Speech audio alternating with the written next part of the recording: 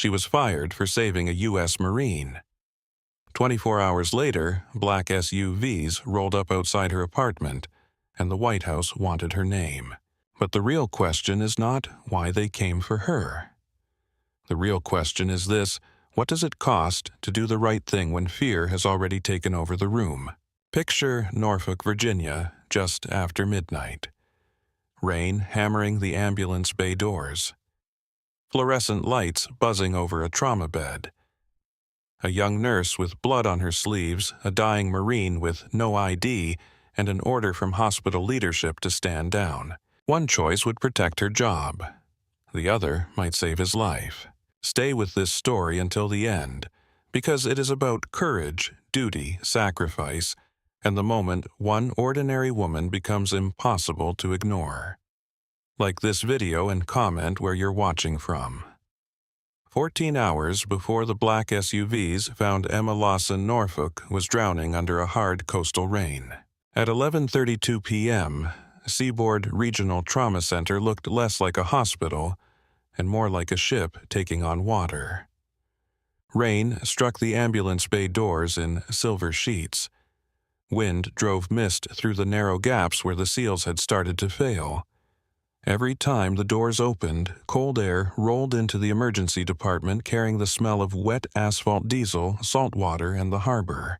Inside, everything was too bright. Fluorescent lights buzzed over crowded beds. Monitors chirped from every direction. A child cried behind curtain 5. A drunk fisherman sang 2 broken lines of Amazing Grace before vomiting into a blue basin. Somewhere near triage, a woman kept saying her husband's name like repetition alone might keep him conscious. Emma Lawson moved through it all with a calm that did not look soft. She was 34, though the night made everyone in emergency medicine look older. Her dark hair was twisted into a knot that had started the shift neat and now hung loose at the edges. Her scrub top had a coffee stain near the pocket. There was a strip of medical tape stuck to her left forearm that she had forgotten to remove 3 patients ago. She stood beside bed 7, pressing gauze around the crushed hand of a dock worker named Carl Kepler, who had lost an argument with a steel cargo hook. "Mr. Kepler," Emma said, tightening the wrap with clean, practiced fingers. "If you keep trying to look at it, you're going to pass out, and then I'll have to explain to your wife why you fainted after surviving the thing that actually hurt." Carl swallowed hard and turned his face toward the ceiling. "You always this bossy. Only with men who think blood loss is a personality trait." The younger nurse beside her, Jenna Miles, gave a nervous laugh. Jenna had been on the floor for 3 months and still looked surprised that human bodies could make so many sounds when they were afraid. Carl tried to grin, but pain stole half of it. "My wife says the same thing. Then she sounds like a wise woman. Hold still." Emma finished the dressing, checked the pulse beyond the injury, and looked at Jenna. "Repeat the neurovascular check every 15 minutes until ortho gets here. If the fingers go cold, blue numb, or he starts telling you he can see his dead uncle, you call me." Carl frowned. "My uncle's alive." "Then definitely call me." Jenna nodded quickly. Emma turned away before anyone could thank her. She had learned years ago that gratitude was easiest to accept when she kept moving. The emergency department was packed beyond capacity. Every treatment room had a patient. Every hallway space had someone on a stretcher. The waiting room had spilled into the corridor near imaging where families sat shoulder to shoulder with paper cups of coffee going cold in their hands. A security guard walked past with rainwater darkening the shoulders of his uniform. "Bad out there?" Emma asked. He gave her a look. "Ma'am, there's a stop sign floating down Granby Street." Emma nodded once. "That tracks." At the central station, Diane Briggs stood over the board with a red marker in one hand and a paper cup of coffee in the other. Diane was the charge nurse and looked like she had been built by the hospital itself out of steel caffeine and suspicion. Her gray hair was pulled back tight. Her voice could cut through alarms arguments and physicians who thought titles created competence. Emma stepped beside her and scanned the patient board. "Tell me we have beds." Diane did not look up. "We have floors." "That is not the same thing." "It is if administration asks." Emma reached for a peppermint from the pocket of her scrubs, unwrapped it, and slipped it into her mouth. Diane watched the movement. That's your third. Second. Fourth. Emma stared at the board. You counting candy now? I count anything that tells me one of my best nurses is running on fumes. Emma leaned over the desk and signed a medication verification. I'm fine. Diane gave her the slow look of a woman who had heard every version of that lie. You say fine the same way people say fire in a crowded room. Emma smiled faintly, but it did not stay. Diane lowered her voice. You hear back from your landlord. Emma's hand paused on the chart. Rent goes up next month. How much? Enough to make my apartment feel ambitious. Diane winced. That place still got the radiator that bangs like a pipe fight. It has character. It has plumbing from the Civil War. Emma capped the pen. I picked up Saturday night. You were already on Sunday. I know. Diane's expression hardened. Emma, what? You can't stitch yourself together with overtime. I'm not stitching. I'm taping. Very different. Diane opened her mouth to answer, but the overhead speaker crackled. Respiratory to trauma. Respiratory to trauma. A monitor alarm rose from room 3. Jenna called for help from bed 7. Someone in the waiting room shouted that his mother could not breathe. The department swallowed the private conversation whole. Diane pointed toward the back hall. Take 5. Emma looked at the board. You say that like a joke. I say that like an order. I don't have 5. You have 3. Sit down before I make it dramatic. Emma considered arguing, then saw Diane's face and chose survival. The break room was barely a room. It was a narrow box with 2 dented lockers, a microwave that smelled permanently burned, a table with 1 uneven leg, and a vending machine that groaned before surrendering anything inside it. Someone had taped a handwritten sign above the sink. Wash your mug or lose mug privileges. Emma sat in the chair nearest the wall. The chair complained under her. She closed her eyes. The noise of the emergency department did not disappear. It changed shape. Through the thin wall, alarms became muffled pulses. Voices became pressure. The rain became a steady roar above the ceiling panels. She pulled out her phone. 3 messages waited. 1 from her younger sister Callie. Mom's prescription went up again. Don't panic, just call me when you can. Emma stared at it long enough for her chest to tighten, then moved to the next message. 1 from her landlord. Reminder. Updated lease terms effective next month. She locked her jaw and moved on. The third was not new. It was an old voicemail she had saved for 7 years. Dad. She did not play it. She never played it at work. Some things had to stay outside the building, or they would make her hands shake at the wrong time. But she looked at the name. Chief Petty Officer Daniel Lawson had served as a Navy corpsman before a training accident ended his life on a clear Tuesday morning that had no business becoming important. He had been the kind of man who carried bandages in his truck, fixed leaky sinks for neighbors, and believed panic was just energy waiting for instructions. When Emma was 16, she had asked him how he knew what to do when people were bleeding and everyone else froze. He had been cleaning fish on the back porch, hand steady sunlight on the silver scales. You look at the wound, he said, not the noise around it. Years later, during her first month as a nurse, he told her something else.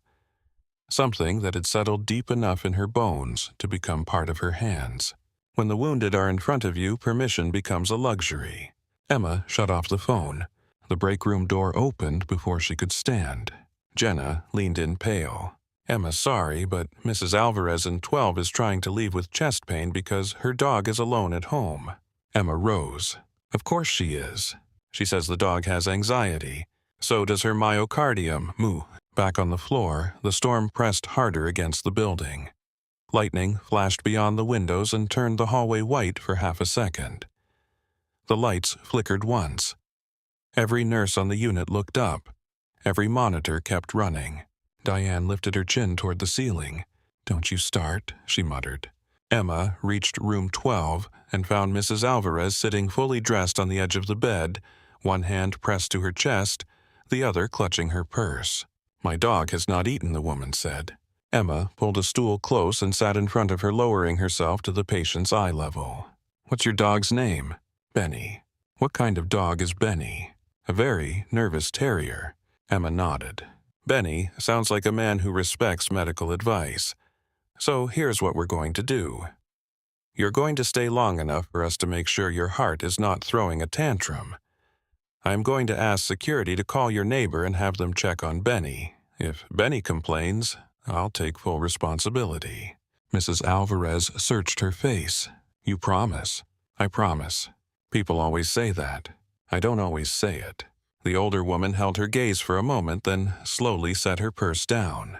Emma stood and turned to Jenna. "Repeat EKG in 10. Troponin, as ordered. And get her a warm blanket." Jenna nodded. Emma moved again. For the next 40 minutes, she lived in fragments. She stopped a teenager from looking at the needle before a laceration repair. She caught a medication dose error before it reached an elderly man with kidney failure. She changed a soaked dressing, checked a neuro exam, argued with imaging, found a missing pump, and handed a resident the right chart before he realized he had the wrong patient. The resident blinked at the name. "Thanks. Don't thank me. Read wristbands." At 11:58 p.m., Emma stepped to the central desk to chart 3 tasks she had already finished. Diane stood there with a phone pressed to her ear, her mouth flat. Emma noticed 2 men near the ambulance entrance.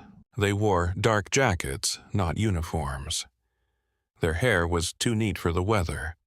Their shoes were wet, but their posture was not. One spoke quietly to hospital security. The other watched the hallway with the stillness of someone trained to let other people reveal themselves first. Emma's eyes narrowed. Diane hung up. What she asked. Emma nodded toward the men. "Who are they?" Diane looked once, then looked away. "Federal. That an answer or a warning?" "Both." The men moved toward the administrative corridor. One of them had a small earpiece barely visible against his collar. Emma saw Margot Ellery come through the glass doors from the executive wing. Margot did not belong in the emergency department at midnight. She was too dry. That was Emma's first thought. Not too formal, not too stern, too dry. Everyone who belonged here carried some sign of the storm, sweat, rain, coffee, blood exhaustion. Margot Ellery wore a tailored charcoal suit and looked like she had stepped out of a sealed elevator into someone else's disaster. Beside her walked Wesley Pike Hospital Counsel, thin-polished, careful. He carried a leather folder under one arm and held his phone in his other hand. Wesley had a way of entering clinical spaces as if germs were legal arguments he planned to defeat through posture. Margot spoke to the federal men in a low voice. Emma could not hear all of it. Only pieces slipped through between alarms and footsteps. Restricted corridor. No public intake record until confirmed. Federal asset. Preservation of material evidence. Diane's face changed. Not much, enough. Emma stepped closer. "Diane, don't." That sounded like a problem looking for a bed. Diane kept her eyes on the board. "I said don't. You heard the same words I did. I heard enough to know nobody wants nurses asking questions." Emma looked back toward Margot. The administrator's gaze flicked once across the ER. It landed briefly on Emma, then moved on. That bothered Emma more than if Margot had stared. A man in room 9 started coughing hard enough to gag. A tech called for suction. Emma turned toward the sound, but her attention remained split. As she crossed the hall, Noah Vance came out of trauma, too, carrying a tablet, and wearing the expression of a man whose shift had already eaten him. Noah was a second-year resident with bright eyes, nervous hands, and the kind of intelligence that sometimes got tangled in its own wires. He was good, he was not yet fast. "Lawson," he said, "do we have an open bay?" Emma looked past him. Trauma 1 had a motor vehicle crash waiting on CT. Trauma 2 had just been turned over but not restocked. Trauma 3 had a septic patient waiting for ICU. We have a room with walls and a prayer. That bad. Worse. The prayer is delayed. Noah rubbed the back of his neck. Shaw still upstairs. Emergency surgery.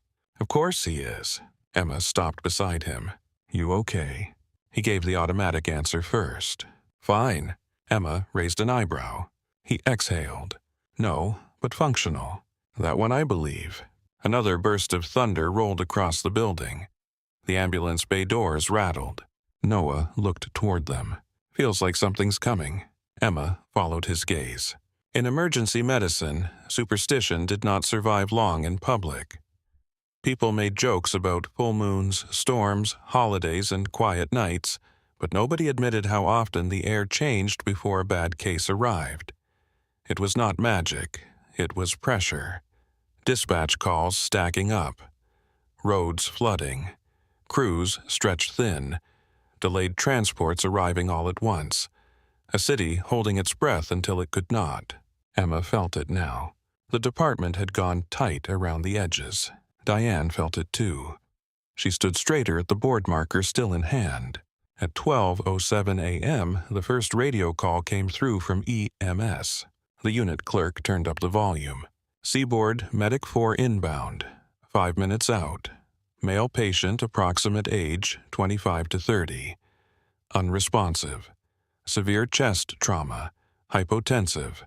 Oxygen saturation low despite support. Possible blast or penetrating injury. Location of origin near Hampton Roads Port access. The desk went quiet in the specific way emergency departments go quiet when everyone hears the same thing and begins sorting their role without speaking. Diane put down her coffee. Emma looked at Noah. His face had lost color. "Blast," he said. Emma was already moving. "Trauma, too. Now. Jenna, restock airway drawer. Get suction checked. 2 pressure bags. Diane, call blood bank and tell them I want type O in the room, not in someone's imagination." Diane grabbed the phone. Already dialing. Noah followed Emma into trauma 2. The room still smelled faintly of disinfectant, but underneath it lingered iron sweat and the sour trace of fear from whoever had occupied it last. The bed was clean. The floor was not dry yet. Emma checked the oxygen. Noah checked the monitor. Jenna rushed in with airway supplies, her eyes too wide. Emma saw it and lowered her voice. "Jenna." The younger nurse stopped. "Breathe now. You won't remember later." Jenna inhaled, exhaled. "Good," Emma said. "You know your job. Lines Labs monitor runner if needed." "Good. Do that job. Not the whole room, just yours." Jenna nodded. Outside the trauma bay, Margot Ellery had reappeared. So had Wesley. So had the federal men. Emma saw them through the glass and felt something cold enter her stomach. Noah noticed too. "Why is legal here?" Emma pulled on fresh gloves. "Because the night wasn't ugly enough." Diane stepped into the doorway. "Blood bank is sending 2 units now.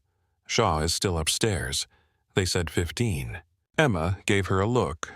Diane held up one hand. "I know. I translated 15 into whenever God and the elevator agree." The EMS radio crackled again. "Seaboard, patient deteriorating. BP 70/40. Left chest decompression attempted in field. Minimal improvement. ETA 2 minutes. Emma's jaw tightened. Noah looked at her. "What do you want ready?" "Everything you hope we don't use." He nodded and turned to the cart. The sound reached them before the doors opened. Sirens bending through rain. Tires hissing over flooded pavement. The low diesel growl of an ambulance backing into the bay. Emma stood at the foot of the trauma bed. The room around her sharpened. Not quieter. Sharper, the buzz of the lights, the slap of rain, the squeak of Jenna's shoes, Noah whispering medication doses under his breath. Diane outside the bay, clearing bodies from the path with a voice that could move furniture. Then the ambulance bay doors slammed open. Cold rain blew into the corridor. 2 paramedics came through, fast, soaked to the skin, pushing a stretcher between them. The man on it was young, unconscious, and covered in blood. Emma stepped forward and the night narrowed to the body in front of her. The man on it was young, unconscious, and covered in blood. For half a second, Emma saw only pieces. A jaw clenched even in sedation. Rainwater running from close-cropped hair. A torn black jacket cut open at the chest. burn marks climbing from the left shoulder toward the neck. Mud ground into the knees of tactical pants. Blood darkening the sheet beneath him in a widening bloom. Then the pieces became a patient, and the patient was dying. The lead paramedic was breathing hard when he hit the threshold. Male, approximately 26, found down near Pier 11 restricted port access. No wallet, no phone. Unresponsive on scene. Severe left thoracic trauma. Possible blast pattern, possible penetrating fragments. Field decompression attempted. Weak response. Pulse thready. Pressure dropping the whole ride. Name Emma asked. Unknown. Time down. Unknown. Who found him? The paramedic hesitated. Emma looked up at him. Say it. Harbor police first. Then federal units arrived. Plain clothes. No agency patches. They cleared us to transport but told us not to alter anything beyond life support until further instruction. Diane, standing just behind the stretcher, went still. Further instruction from who she asked. The paramedic shook his head once. They did not give us a name. The younger paramedic at the foot of the stretcher looked shaken in a way field medics rarely allowed themselves to look inside a hospital. There were shell casings near the fence line, he said quietly. Maybe more. They moved us out fast. Emma was already at the patient's side. His breathing was shallow and uneven. The left chest lagged behind the right. A wet sound rode under each breath, thick and wrong.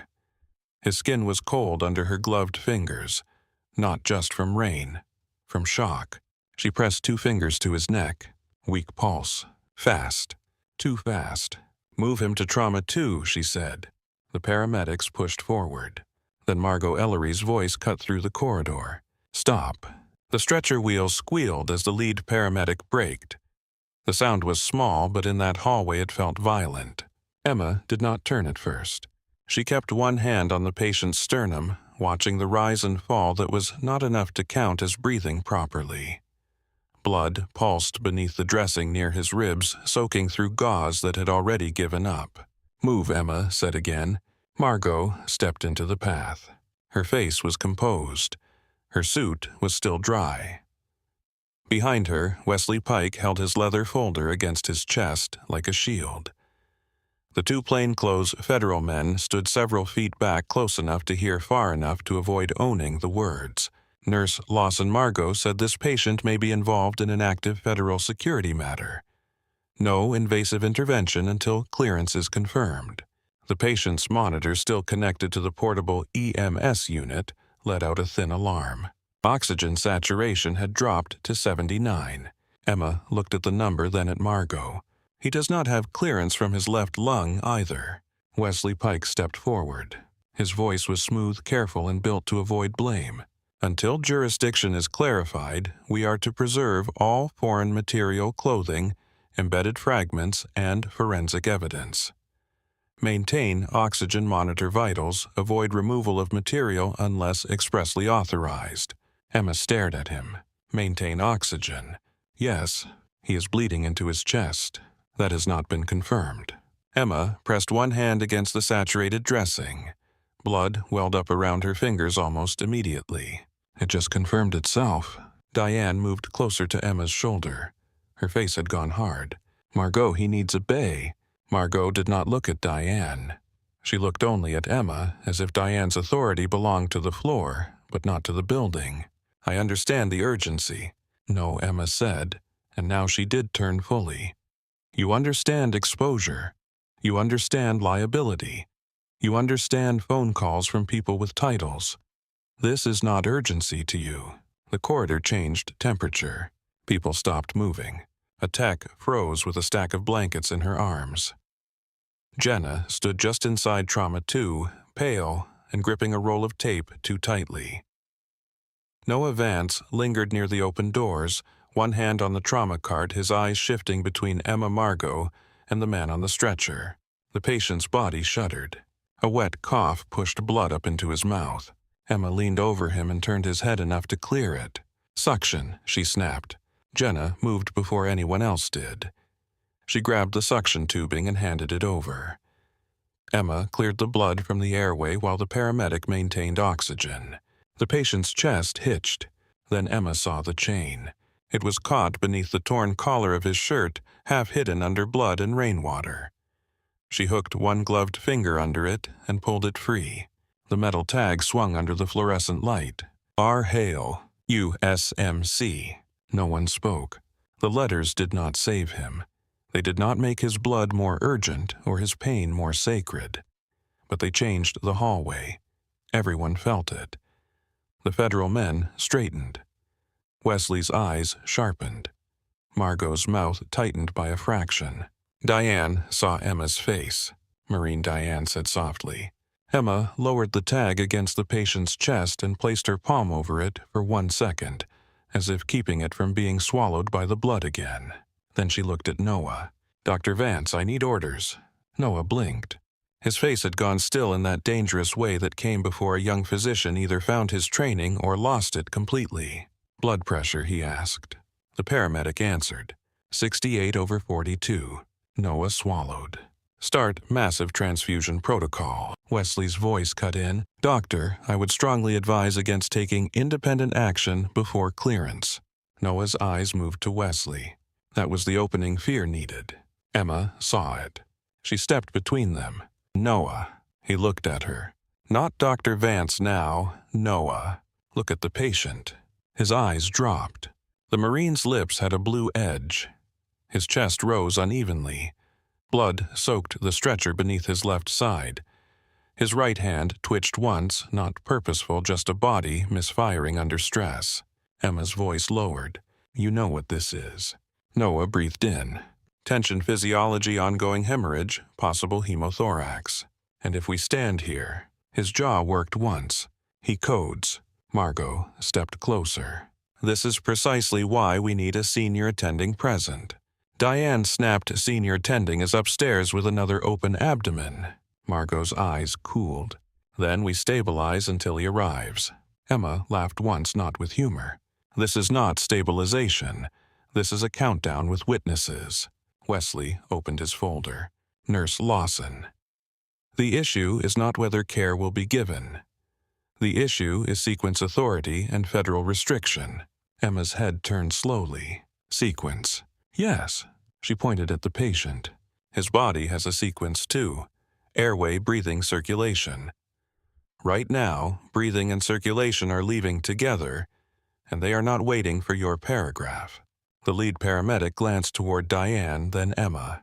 "We need to transfer him off this stretcher." Margot lifted her hand. "Not yet." The movement did something to Emma. It was small. A palm raised in a hallway. A command dressed as caution. But the Marine's chest was barely moving under that hand, and in Emma's mind her father's voice came back with a clarity so sharp it almost sounded spoken aloud. "You look at the wound, not the noise around it." Emma leaned close to the patient's face. His eyelids fluttered but did not open. Rainwater clung to his lashes. A cut near his brow leaked a thin red line toward his temple. "You still with me, Marine?" she murmured. No answer. Only the monitor. Fast. Weak. Falling. "Margot," said Emma, step away from the stretcher. That was the first time she used Emma's first name. The wrong kind of familiarity. Emma straightened. "No." The word was quiet. That made it worse. Margot blinked once. "Excuse me." "No." Wesley's expression tightened. "Nurse Lawson, I need you to consider your license, your employment, and this institution's legal standing." Emma looked at him. "I am considering a man's pulse. You are not authorized to make this decision." "No," Emma said. "I am required to make it." Diane moved beside her. "Trauma 2 is ready." Noah stood frozen for one last second.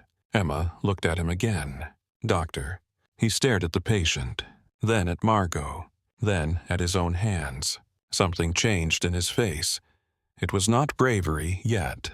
It was the shame of knowing exactly what fear was about to make him do.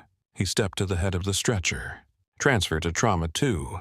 Wesley said Dr. Vance." Noah did not look at him. Now. Diane grabbed the oxygen bag from the paramedic. Jenna Doors. Carl helped transfer. Somebody call Blood Bank and tell them if those units are not here in 30 seconds, I am coming down personally." The hallway erupted. Jenna swung the trauma doors wider. The tech dropped the blankets on a chair and rushed to the bed. The lead paramedic released the brake. The stretcher lurched forward. Margot's voice sharpened. "Emma Lawson, stop immediately." Emma kept both hands on the rail and pushed. The wheels crossed into Trauma 2. Cold hallway light gave way to the harsh white glare above the bed. "On my count," Emma said, 1, 2, 3. They moved the Marine from stretcher to trauma bed. His body landed heavier than it looked. Blood smeared across the sheet. Someone cut away what remained of his shirt. Burned fabric peeled back from skin. A sharp chemical smell rose mixed with copper and rain. Emma's mind narrowed into useful things. Airway, chest, pressure, bleeding, lines. "Monitor leads," she said. Pulse ox, BP, cycling every 2 minutes. Jenna Labs, CBCCMP coags lactate type and cross. Noah, "I need chest tube tray open. Diane, keep bagging. Do not let him drift." Diane positioned herself at the head of the bed and sealed the mask over the Marine's face. "I've got him." Noah ripped open a sterile pack with hands that were steadier now because movement had given fear somewhere to go. Emma leaned over the left chest. The injury was worse under the lights. 2 clear, penetrating wounds cut through the upper ribs. Around them, the skin was torn and burned, the edges ugly and irregular. The kind of wound metal made when it did not care what it destroyed on the way in. She pressed along the chest wall. Tight. Distended. Wrong. "Absent breath sounds left side," she said. Noah was already reaching. Needle decompression. "Second intercostal is not going to save him for long." "I know." "Then do it like you know." The needle went in. For 1 beat, nothing happened. Then a hiss of trapped air escaped, wet and angry. The monitor steadied for a breath. Oxygen rose to 83. Diane exhaled through her nose. "I will take ugly improvement." Emma watched the patient's face. "Do not get attached to it." Outside the trauma bay, Margot and Wesley stood behind the glass. Wesley had his phone out now. Not to call help, to document. Emma felt the weight of that without looking directly at him. Jenna clipped a monitor lead into place and glanced toward the glass. Emma saw her eyes. "Do not look at them," Emma said. Jenna snapped her gaze back. "Yes, ma'am. Look at him." The young nurse looked down at the Marine. His skin had gone waxy. His lips were parted under the oxygen mask. Blood moved too fast beneath the dressing. Jenna's face changed, not calmer, clearer. "Yes, ma'am." The first unit of blood arrived in the hands of a breathless tech. Diane pointed with her chin. "Spike it." Emma placed pressure over the main wound again. Warm blood pushed between her fingers almost instantly. "He is still losing volume." Noah looked up from the chest tube tray. "Source. Chest, maybe more." The paramedic, still standing near the doorway, said he had abdominal bruising too. We could not fully assess. Scene was hot. Emma looked at him. "Hot how?" The paramedic hesitated, then glanced toward the federal men outside. Emma's voice went flat. "This is not a courtroom. Tell me what touched my patient." The paramedic stepped closer and lowered his voice. There was an explosion near a service gate. Small, maybe directed. Then gunfire. Harbor police were shouting about a second device, but I did not see one. Federal guys pulled us back before we could search him properly. Emma looked down at the Marine again. A second device. Fragments. Possible contamination. Evidence preservation. There it was. The shape of the fear outside the room. Not enough to justify watching him die, but enough to make cowards feel principled. "Did anyone scan him for explosives?" Noah asked. The paramedic's face tightened. "On scene, yes. Quick sweep. Nothing active found on his body." "Quick sweep," Diane muttered, forcing air into the Marine's lungs. Comforting. Emma looked toward the tech. "Cut clothing away from the body. Do not throw anything out. Bag everything separately. Label time removed. Gloves changed between items. If legal wants evidence, we will give them evidence that came off a living man. The paramedic looked relieved by the order. Wesley opened the trauma bay door. Do not proceed further with clothing removal until federal evidence personnel arrive. Emma did not turn around. Get out. Wesley froze. I beg your pardon. Emma lifted her eyes, and when she spoke, her voice was still low enough that everyone heard it. Unless you are here to hold pressure, push blood, or breathe for him, get out of my trauma bay. Margot appeared behind him. This is unacceptable. Diane did not look away from the mask, then accepted in the hallway. Noah glanced at Emma, then at the door. For a second, Emma thought he might fold. Instead, he said, "We need a sterile field. Door closed." Wesley's face went hard. He stepped back. The door shut. Inside the room, the sound of the monitor filled the space between breaths. Noah positioned for the chest tube. Emma watched his hands. Lower. He adjusted. Here. Not into the rib. Over it. I know. You know in your head. I need your hands to know. He swallowed, then made the incision. The Marine's body twitched. Diane tightened her grip on the mask. Easy, sweetheart. Stay mean. Mean people survive. The tube went in with resistance. Noah, pushed, adjusted, found the space. Dark blood surged through the tubing. A lot of it. Too much. Jenna stared. Emma snapped her fingers once. Measure output. Jenna moved. Noah looked at the drainage. That is not good, no, Emma said. But it is honest. The pressure cuff cycled. A tech called out 58/36. Diane cursed under her breath. Emma pressed harder against the upper wound. Her shoulders locked. Heat spread through her forearms. Blood slicked the gloves to her skin. Noah, call Shaw again. He knows. Then make him know louder. Noah grabbed the wall phone. Emma leaned closer to the Marine. His dog tag had slid toward his neck again. She tucked it carefully aside with one knuckle to keep it from disappearing beneath the blood. R. Hale, USMC.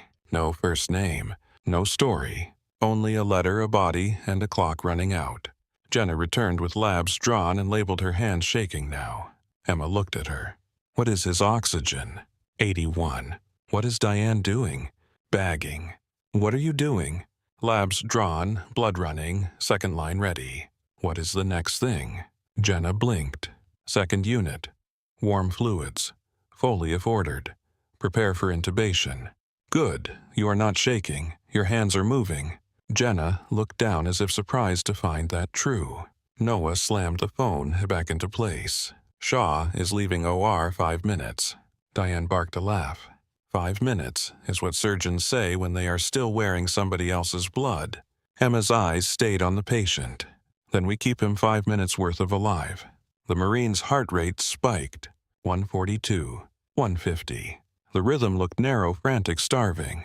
Emma felt along the neck again. Veins were not obvious, but the picture was bad. Chest injury, shock, ongoing blood loss. Maybe tamponade. Maybe massive hemothorax, maybe both. Ultrasound, she said.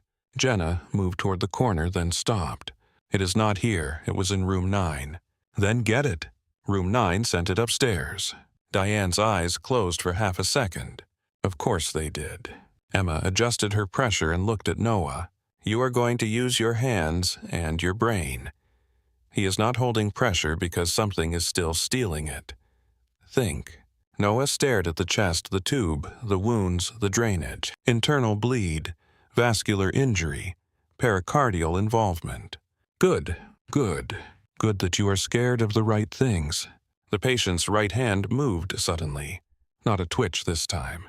His fingers curled weakly against the sheet. Emma saw it. Marine. His eyelids fluttered. Diane leaned over the mask. Stay with us. His eyes opened a fraction. Dark, unfocused, full of pain and chemical distance. He did not know where he was. He did not know who they were. But for one fragile second, he was there. His gaze moved without understanding. Ceiling. Light. Diane. Emma. His lips moved under the mask. No sound came. Emma lowered her ear close. What? Only air. Then his eyes rolled back. The monitor alarm sharpened. Oxygen, 76. Diane adjusted the seal. He is tiring. Emma looked at Noah. Tube him. Noah's throat moved. We need respiratory. He needs an airway before respiratory finishes being summoned. As if the hospital had heard and wanted credit, the respiratory therapist rushed through the door, carrying equipment hair damp from the rain glasses fogged. What did I miss? Diane said a relaxing evening. Tube him. They shifted positions. Emma kept pressure on the wound. Noah assisted. The therapist opened the airway kit. Medication was pushed. The room narrowed to the angle of the jaw, the light of the scope, the line on the monitor. The first look was bad. Blood in the airway. Suction. Second look. The tube passed. Confirmed, the therapist said. End tidal present. Diane stepped back from the head of the bed and flexed her fingers once. Congratulations. He officially breathes through hospital property now. No one laughed. The pressure dropped again. 49 systolic. Jenna's voice shook. BP 49/30. Noah looked toward the door. Where is Shaw? Emma's hands were buried in blood and gauze. Coming does not help until arrived. The door opened again. Not Shaw. Margot. Her face was paler now, but her voice held. Nurse Lawson. I'm instructing you to cease any additional invasive care until Federal Medical Command arrives. For the first time, Emma turned fully from the patient. Only her hands stayed where they were pressing life into place. Federal Medical Command is not in this room. They are en route. He is not. Wesley stepped in beside Margot. You have already exceeded your scope. Emma's eyes cut to Noah. Dr. Vance, am I exceeding my scope by holding pressure on a bleeding wound under your active treatment? Noah's face tightened. Number. Wesley said, Doctor, be very careful. Noah looked at him, fear still there but now anger too. I am. Diane stepped between Margot and the bed. You have two choices. Help us or leave us room. Margot's gaze moved over the blood, the tubing, the open packs, the Marine's gray face. For a brief second, something human broke through her control. Fear, maybe. Not of the patient dying. Of being responsible for the wrong death in the wrong room. Then the mask came back. This will be reviewed. Emma looked back at the patient. Review it with a mop. Jenna made a tiny sound that might have been a laugh or a sob. The hallway behind Margot stirred. Footsteps approached fast. Dr. Garrett Shaw filled the doorway a second later, still in surgical scrubs cap on mask hanging loose at his neck. He looked furious, tired, and entirely awake. He took in the room. The blood on the floor. The chest tube. The monitor. Emma's hands. Noah's face. Margot standing where help should have been, Report Shaw said. Noah started talking too fast. Male unknown identity at arrival. Marine. Dog tag. Severe thoracic trauma. Possible blast and penetrating fragments. Hypotensive throughout field decompression. Attempted repeat decompression here. Chest tube placed with significant blood output. Intubated, massive transfusion started still unstable, possible vascular injury or pericardial involvement. Shaw moved to the bedside. Who initiated? Emma answered before Noah could. I did. Shaw looked at her. He did not ask why. He looked at the patient instead. Pressure. 49 systolic last cycle, Jenna said. Blood in. 2 units running. More requested. Tube output. Jenna gave the number. Shaw's jaw hardened. He palpated the chest, checked the tube, glanced at the wounds. Then he looked at Noah. Good placement. Noah looked briefly stunned. Shaw turned to Emma. You found the upper track? Yes. Good eye. The words landed and disappeared. There was no room to keep them. Margot stepped forward. Dr. Shaw, before you proceed, this patient is connected to a federal matter. We have been instructed to limit intervention until proper clearance arrives. Shaw kept his hands on the patient. By who? Margot paused. Federal representatives. Name.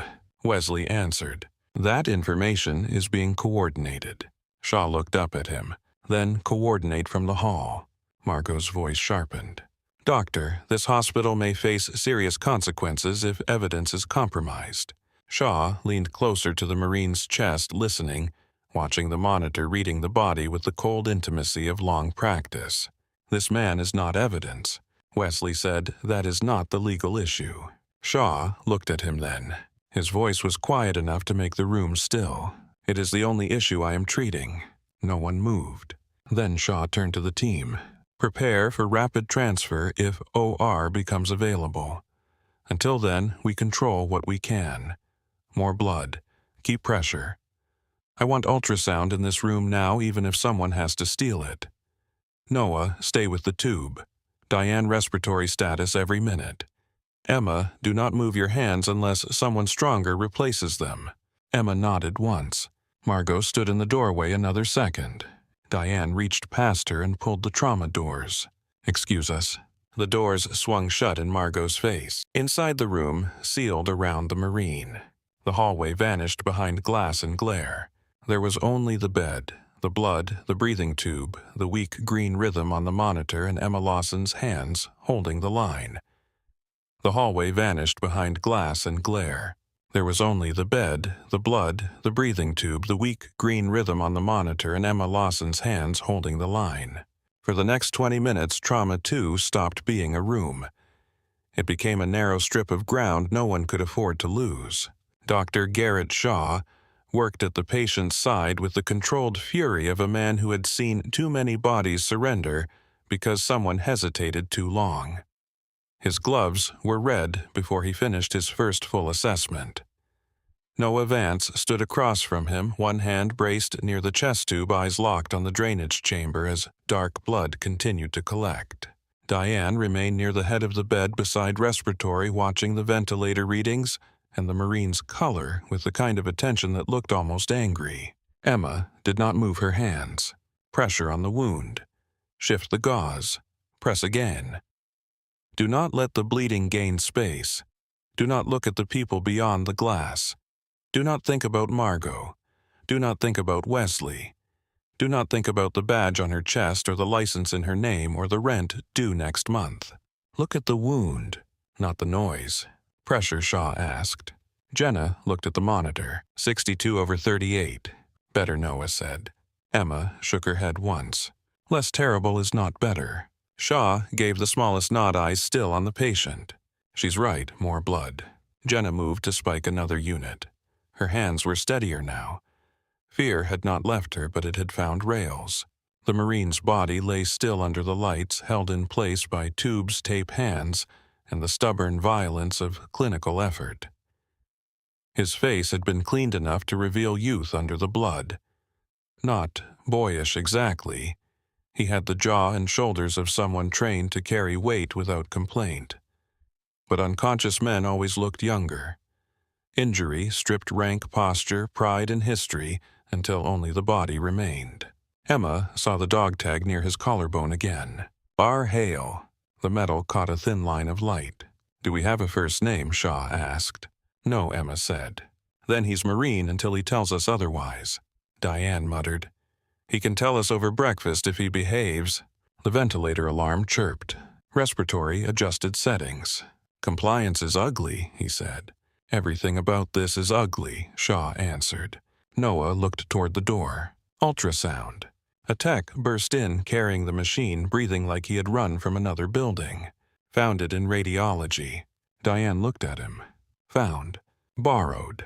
Good man. The machine rolled beside the bed. Shaw took the probe. Emma shifted just enough to give him space without lifting pressure. The screen flickered gray and black. Shadows moved in shapes that meant nothing to most people and everything to the ones who had to decide fast. Shaw's jaw set. Pericardial stripe is not clean. Noah leaned closer. Tampon a day. Possible. Maybe early. Maybe enough to kill him if we blink. Emma felt the words pass through the room. Not panic. Calculation. The Marine's heart was not only fighting blood loss. It might be fighting pressure from blood where blood did not belong, squeezing the heart inside its own sac. A trapped fist trying to beat. The monitor rhythm stuttered. Diane saw it first. Heart rate just jumped. Pressure, Shaw asked. 54 systolic. Damn it, Noah whispered. Shaw handed the probe off. Prepare for pericardial decompression if he drops further. Noah stared at him. Here. Shaw's eyes cut to him. Do you see an operating room around us? Noah swallowed. Number. Then stop needing one. Emma heard that line land in Noah's chest. His fear changed again. It did not vanish. It sharpened. Jenna passed fresh gauze into Emma's hand. Emma packed tighter around the upper wound. The Marine's blood was warm through the layers. Too warm, too alive, too much. Outside the glass, Margot Ellery stood beside Wesley Pike. Wesley was on the phone now, speaking quickly, one hand cupped over his mouth. Margot's arms were folded tight enough to crease her suit. Her eyes stayed fixed on Emma, as though staring hard enough could turn disobedience back into order. Emma looked away. The Marine's oxygen saturation climbed to 87, then 89. Diane exhaled. Come on, keep climbing. The number held. For 30 seconds, the room allowed itself half a breath. Then the rhythm broke. Not slowly, not with warning. A jagged run crossed the monitor, fast and unstable. The ventilator continued its steady push. Blood continued into the line. Emma continued pressure. But the heart went wild under all of it. Vitach, Noah said, voice tight.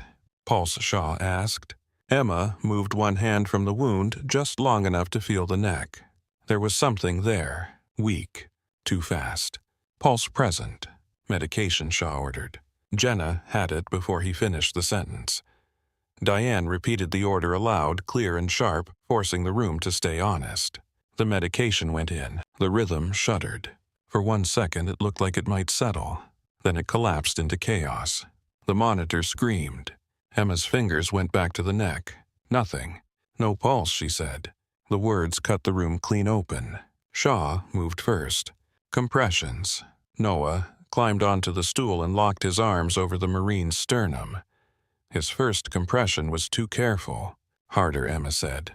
Noah pushed again. Harder. The Marine's chest dropped under his palms. Good, Shaw said. Keep that depth. Diane started counting. 1 and 2 and 3 and 4. The crash cart slammed against the bed rail.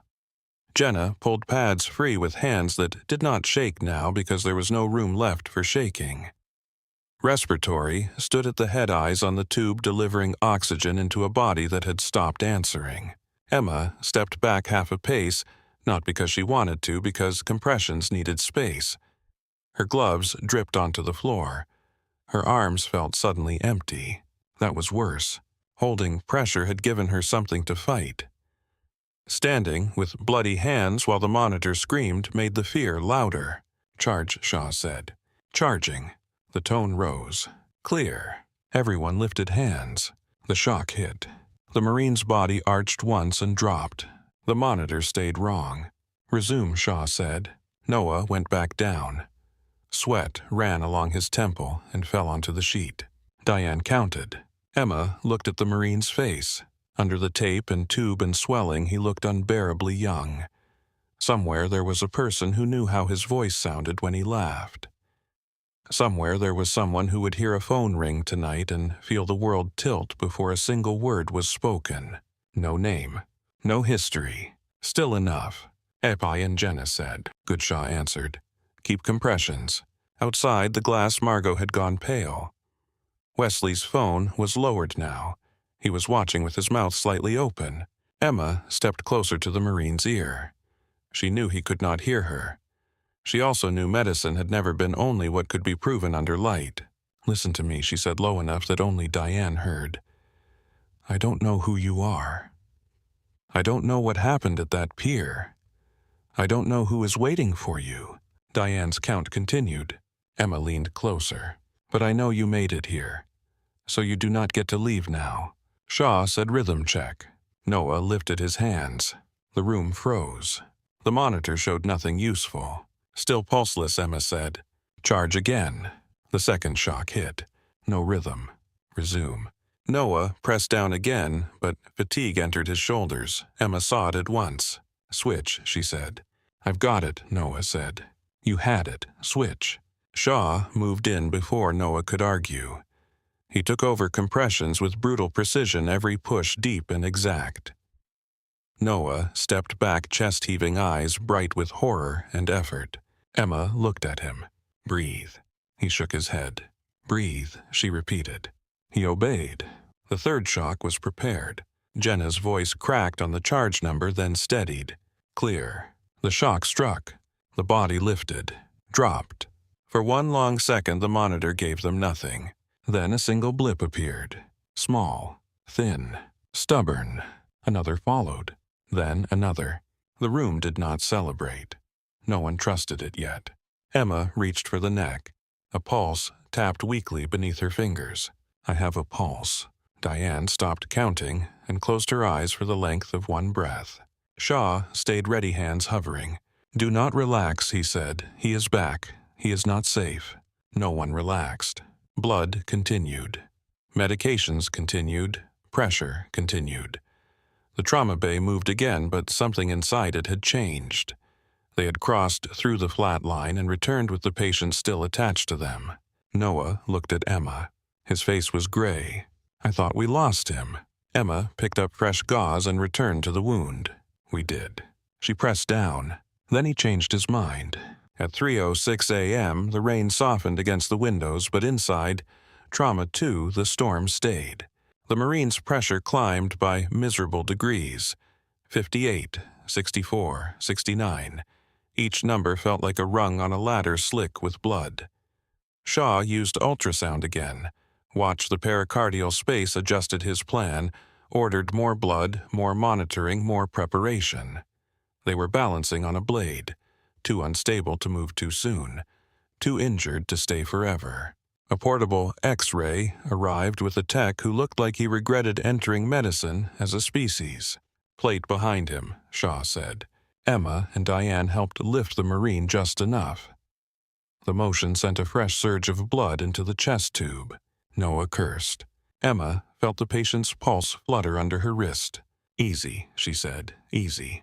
The image appeared a moment later in shades of bone and shadow. Fragments. Two visible, maybe more. One lodged high near the shoulder. Another deeper, angled toward the center where small distances became life or death. Shaw studied the screen. "That explains the bleeding." Diane looked at him. "Can we move him?" Shaw did not answer immediately. That silence was answer enough. Emma adjusted the dressing again. Her forearms burned. Her lower back had become a hard line of pain. Sweat cooled beneath her scrub top. She had lost any sense of how much blood on her belonged to the patient and how much had simply become part of the room. The Marine's eyelids fluttered once. Emma looked down sharply. "Marine." No response, but his fingers shifted against the sheet. Diane saw it. "There you are," she murmured. "Mean after all." Shaw made the decision at 3:41. Surgical, ICU first. We stabilized there with full team ready. OR if he drops or imaging gives us no choice. I want transport monitored every inch. If his pressure falls in the elevator, we treat in the elevator. Noah nodded. "I'll go with him." "So will I," Emma said. Shaw looked at her hands. "You can barely stand." I said, "I'll go." Diane appeared beside her. "You'll sit for 60 seconds before you fall into the patient and make this weird." "I'm fine." "No," Diane said. "You are vertical through spite. Sit." Emma wanted to argue, but when she shifted her weight, her knees answered for her. The room tilted slightly. Diane caught her elbow and guided her onto a rolling stool. Emma sat. The moment she stopped moving, exhaustion hit like a second injury. Her hands trembled. Not a little. Enough that she folded them together to hide it. Noah saw. So did Diane. Neither said anything. That was kindness. The Marine's monitor gave a weak, regular rhythm. It was not beautiful by any medical standard. It was uneven, drug-supported, fragile, and surrounded by danger. To Emma, it sounded like music played from very far away. She leaned forward, elbows on knees, and tried to breathe without shaking. Her father's voice was gone now. The room had no space left for memory, only aftermath. Then the Marine moved again. This time his eyelids opened.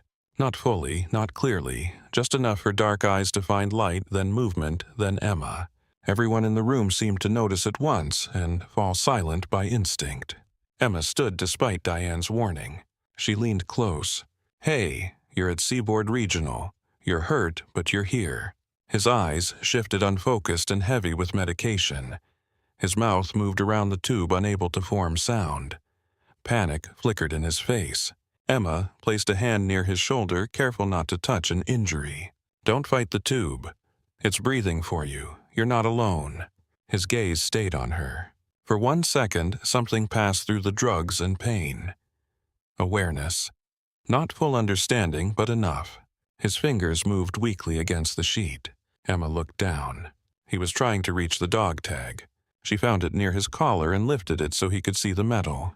"Got it," she whispered. "I've got it." His eyes closed halfway.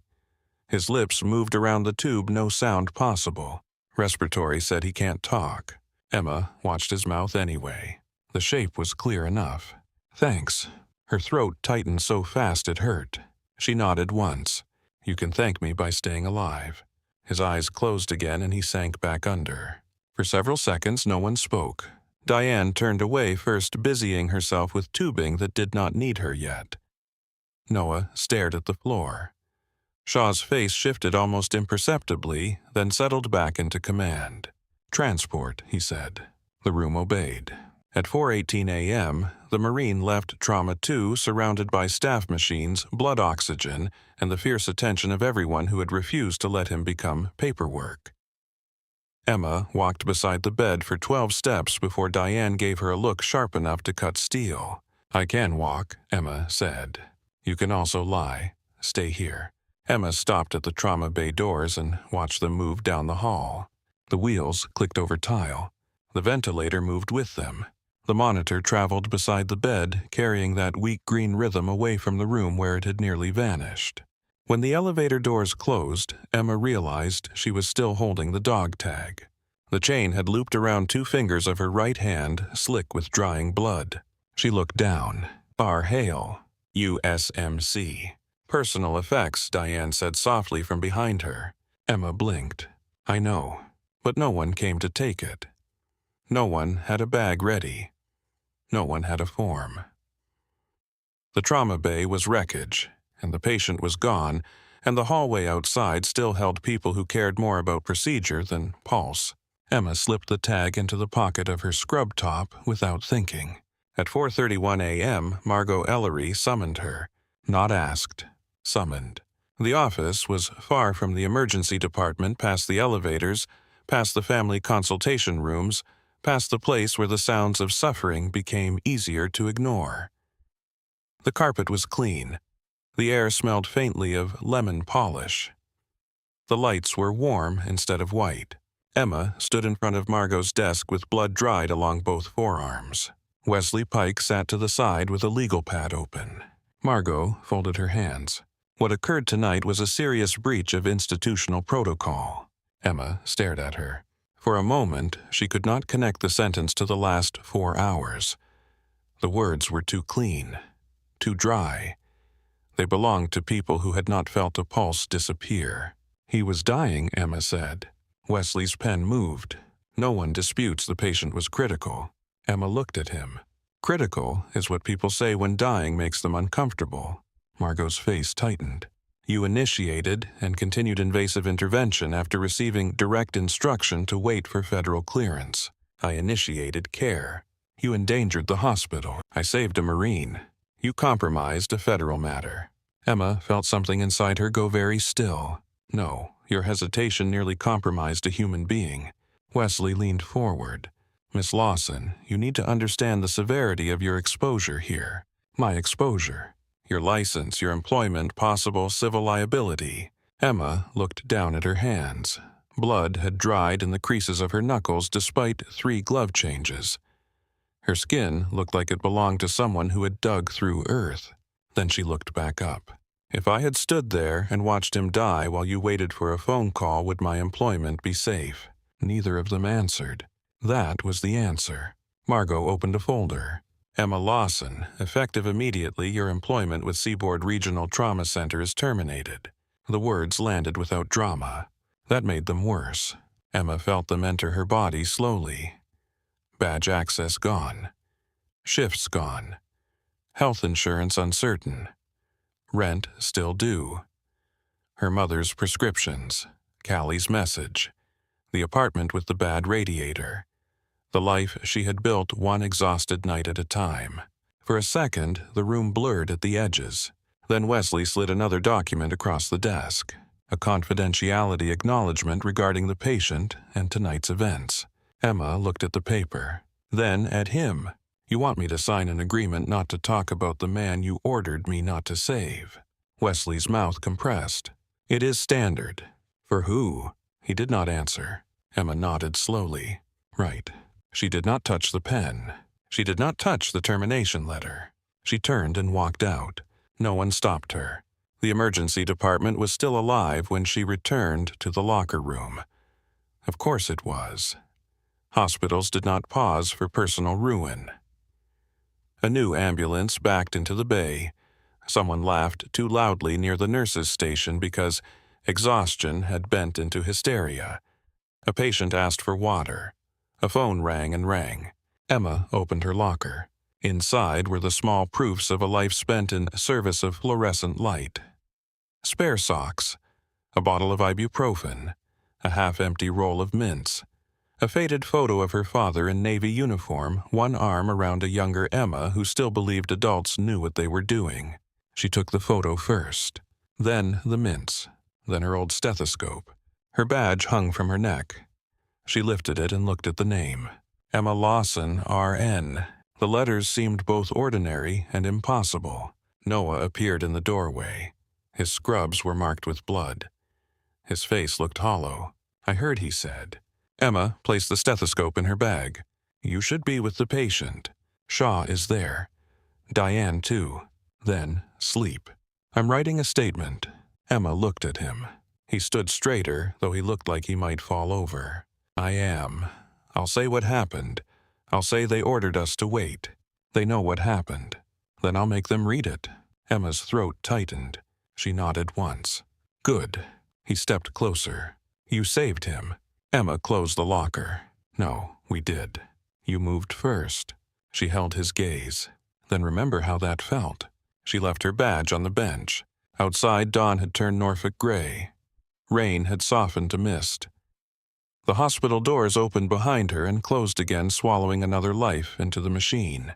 Emma stood on the sidewalk with her bag over one shoulder. All she had done was choose the patient. All she had lost was everything attached to that choice. At home, she did not turn on the lights. She sat on the couch in her stained scrubs, her father's photo on the table, the termination paper folded beside it. Only then did she reach into her pocket and find the dog tag. R. Hale, USMC. She closed her hand around it and finally let her head fall back against the wall. The apartment went quiet around her. Then someone knocked on the door. Emma opened her eyes. For one confused second, she did not know where she was. The apartment around her was dim, washed in the pale gray light that comes after a storm. Her neck ached from sleeping upright. Her scrub top had dried stiff across her shoulders. One shoe was still on. The other lay on its side near the coffee table. The knock came again. 3 measured strikes. Not loud. Certain. Emma sat forward too fast and pain flashed behind her eyes. The dog tag was still in her hand. The chain had left a faint line across her palm. She looked at the door. No one she wanted to see knocked like that. Not Diane. Diane would have called first and then threatened to break the door if Emma did not answer. Not Callie. Her sister knocked like a person trying not to bother the world. Not the landlord. He used his knuckles like he owned the wood. This knock belonged to someone who expected doors to open. Emma stood slowly. The room tilted once and settled. She crossed the apartment barefoot each step, waking another ache. The floorboards creaked under her. Outside, a car idled near the curb. Then another engine. Low. Expensive. Out of place on her street. She looked through the peephole. Dark suit. White shirt. Still posture. An earpiece curled against the man's collar. Emma took one breath and opened the door 3 inches. 3 men stood in the hallway. The one in front held up credentials. Emma Lawson. His voice was calm. It did not ask, it confirmed. Emma stared at the badge. United States Secret Service. Then at his face. Then back at the badge because the words made no sense in her hallway with peeling paint and a flickering ceiling light. "I think you have the wrong apartment." "No, ma'am." His face was clean-shaven, serious, and unreadable without being cold. He looked to be in his 40s, broad through the shoulders with eyes trained to see exits before furniture. "I'm Agent Marcus Weller." Emma tightened her grip on the dog tag. "Am I under arrest?" "No, ma'am." "Then why are 3 Secret Service agents outside my door?" Agent Weller glanced once down the hall, then back at her. "The President of the United States has requested your presence in Washington." The sentence entered the apartment like weather. Emma looked at him for a long moment. Then she laughed once. "It sounded wrong. I was fired 6 hours ago." "Yes, ma'am." "For saving a Marine." The agent did not blink. "That is why we are here." Emma's fingers closed around the tag until the metal cut lightly into her skin. Behind the agents, Mrs. Donnelly's door opened a crack. One eye appeared in the gap. A television murmured from another apartment. Somewhere downstairs, a child asked his mother why there were black cars outside. Emma looked past Agent Weller toward the stairwell window. Through the rain-streaked glass, she saw them. Black SUVs lined along the curb. Not one, not two, a convoy. The street outside her building had gone quiet in the way ordinary places go quiet when power arrives without explanation.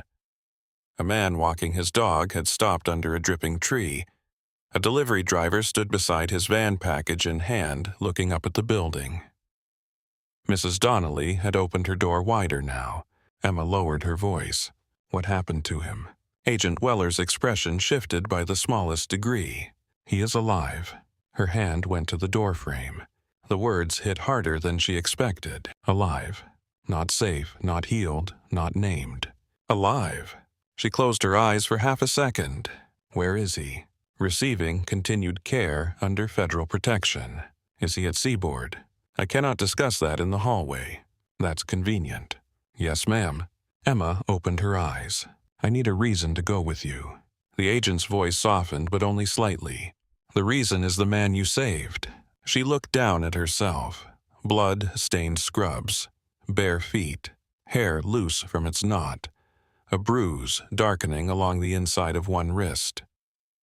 She looked like a person who had crawled out of the wrong end of a disaster. I need 5 minutes. You have 5. Emma stepped back and opened the door. The agents did not enter. They remained in the hallway facing outward, their bodies forming a quiet wall between her apartment and the building. Emma moved through the small rooms with the strange precision of shock. Clean jeans from the chair near the bedroom. A white blouse from a hanger that still held a crease down the front. The least wrinkled blazer she owned, navy old but acceptable if no one looked too long.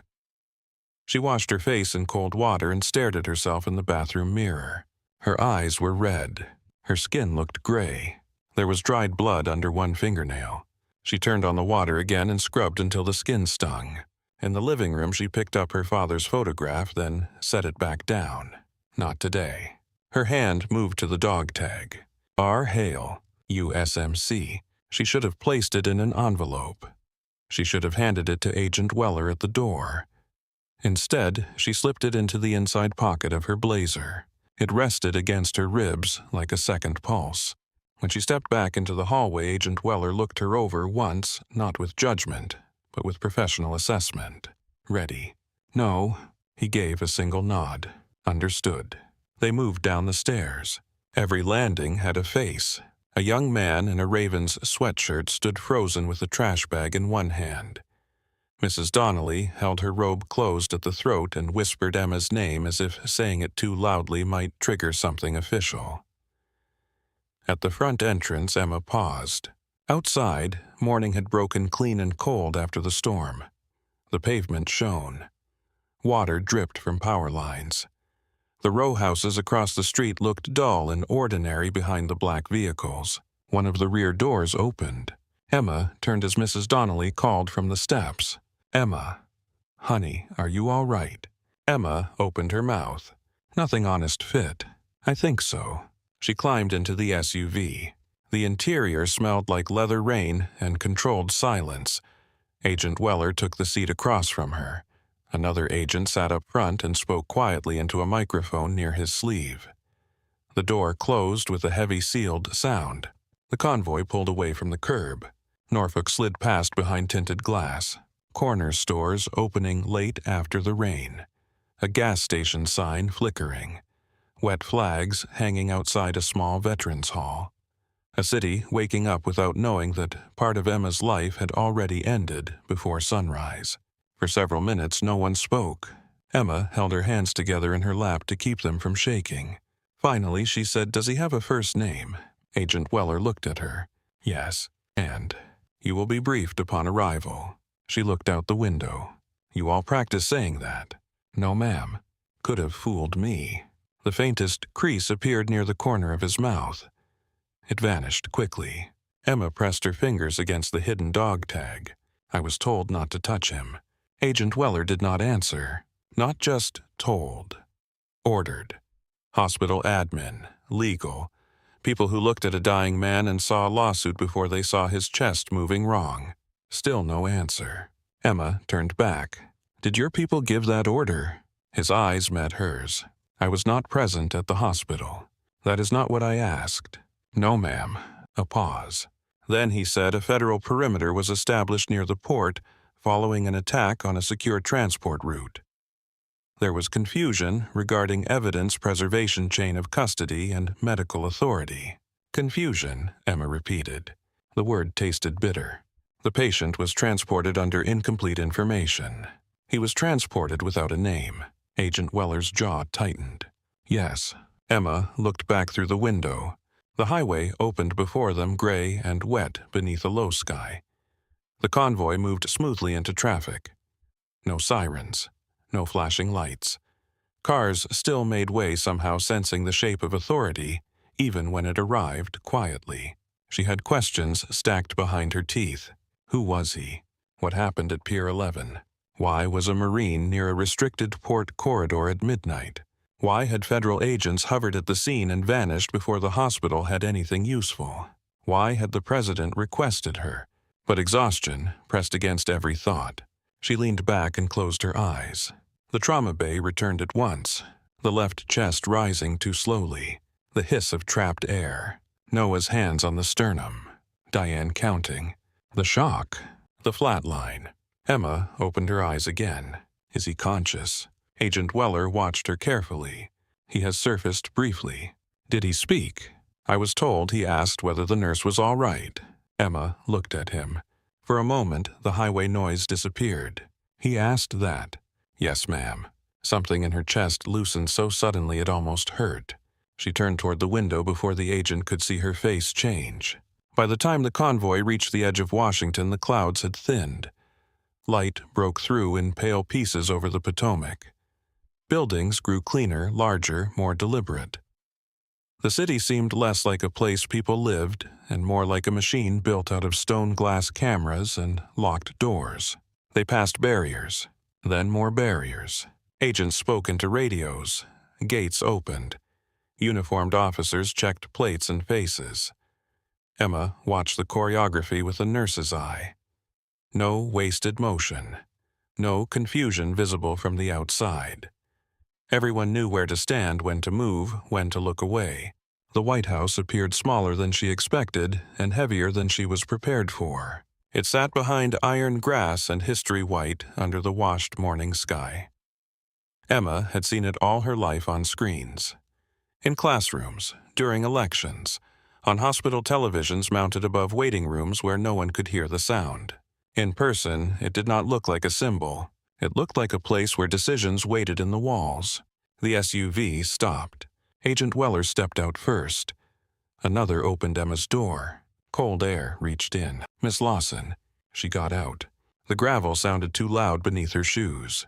A staffer met them near the entrance, a woman in a dark suit with a tablet pressed to her chest. She smiled politely, but her eyes moved quickly over Emma's face, blazer hands, and posture. This way, Miss Lawson. Emma followed. Inside, the White House was quieter than any hospital she had ever known. The silence was not empty. It was managed. Floors gleamed. Portraits watched from the walls. Light moved across polished surfaces. Every hallway seemed to know it had been crossed by people carrying war scandals, celebrations, grief. Emma felt the dog tag inside her blazer. Still there. Real. The staffer led her through corridors and stopped before a closed door. Agent Weller remained several steps behind. The staffer's voice softened. "He is ready for you." The door opened. Emma entered a room with tall windows, flags standing in still corners, and morning light spread across the floor. Near the window stood President Jonathan Hale. Emma recognized him instantly, of course. Everyone did. The silver at the temples, the square shoulders, the face that had filled screens during hurricanes, memorial summits, and long nights of national crisis. But the man who turned toward her did not look like the version America knew. He looked like a father who had not slept. His suit was perfect. His posture held. His eyes gave him away. "Miss Lawson," he said. His voice was lower than she expected. "Mr. President." The door closed behind her. For 1 second, neither of them moved. Then he gestured to a chair. "Please sit." Emma sat because she no longer trusted her legs. The president did not sit immediately. He looked at her with an attention that felt heavier than rank. It made her aware of the bruise on her wrist, the raw skin around her knuckles, the fact that no amount of cold water had removed the night from her face. At last, he took the chair across from her. "I know you have been given very little information. That is one way to put it." A brief flicker crossed his face. Not amusement, recognition. "You still have his tag." Emma's hand moved instinctively to her blazer pocket. The president saw. "It was in my scrub pocket," she said.